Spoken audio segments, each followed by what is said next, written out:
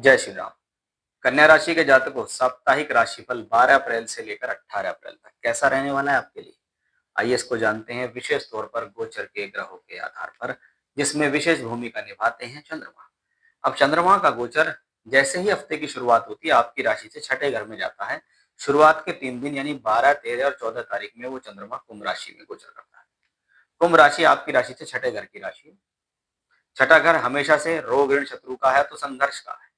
अब चंद्रमा वहां पहुंच गया, यानी आपका मन, सोच, विचार, आपका शरीर छठे घर में गोचर कर रहा है। इसका मतलब है कि भाई इन 3 दिनों में आपको रोग, ऋण और शत्रु तीनों से सावधान रहना है, क्योंकि इन 3 दिनों में आपका संघर्ष बढ़ेगा। राहु वहां बैठा हुआ है, वो आपको नेगेटिविटी देने की कोशिश करेगा। आपका लाभ अटकने के संकेत हैं कि हम जो प्रयास कर रहे हैं उसका हमें उतना फायदा नहीं मिल रहा।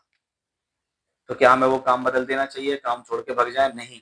जिस पर जिस तरीके से काम कर रहे हो उस पर लगा रहना पड़ेगा। एक तो इस बात का विशेष तौर पर ध्यान रखें। दूसरा, इस दौरान हेल्थ का ध्यान रखें। वो मेंटली हेल्थ भी हो सकती है, वो फिजिकल हेल्थ भी हो सकती है। किसी ऋण के कारण कोई समस्या है तो ऋण आदि लेने से बचें। कोई झगड़े में इन्वॉल्व ना हो।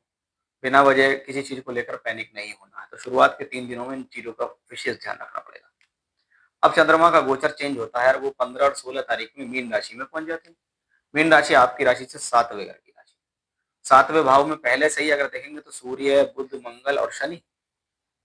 अब यहाँ पर सूर्य और मंगल तो शत्रु हो गए, बुध और शनि मित्र हो गए, यानी यहाँ एक एवरेज स्थिति है। दो प्लेनेट अच्छा करना चाह रहे हैं, दो प्लेनेट खराब करना चाह रहे हैं। लेकिन चंद्रमा भी गोचर होकर यहीं पर आ गया। तो क्या है, चंद्रमा आपके लिए लाभेश है। वो कहेगा भाई प्रयास करने पड़ेंगे लगातार। प्राप्तियों को करने में आपको प्रॉब्लम्स आ सकती है। प्राप्तियों को करने में आपको हेजिटेशन हो सकती है। प्राप्तियों को करने में आपको जीवन में थोड़ा सा जद्दोजहद ज्यादा बनानी पड़ सकती है। इस बात का आपको विशेष तौर पर यहाँ ध्यान रखना ही पड़ेगा। इसलिए यहाँ जितना ज्यादा अपने आप पर संयम रखेंगे, उतनी स्थितियां आपके वश में होंगी। अब 17 और 18 तारीख में चंद्रमा मेष राशि में जाता है। अब लाभ का मालिक, धन के स्वामी के साथ, शुक्र के साथ 8वें घर में चंद्र शुक्र योग बन रहा है, दूसरे घर को देख रहा है। यानी इस कॉम्बिनेशन को कहते हैं भी लाभ तो मिलेगा। लाभ तो आपका सिक्योर है। आप जो काम कर रहे हैं उसमें आपको फायदा तो मिलेगा, लेकिन बहुत बार हमारी सोच से भी अधिक फायदा कभी मिल जाए, सोच से अधिक लाभ मिल जाए, एकदम हमें कोई फायदा मिल जाए, तो हम कह सकते हैं हाँ ये वो समय है कि 17 और 18 तारीख में आपको वो चीजें प्राप्त हो सकती हैं। बस कार्य विशेष में डटे रहना है। जय श्री राम।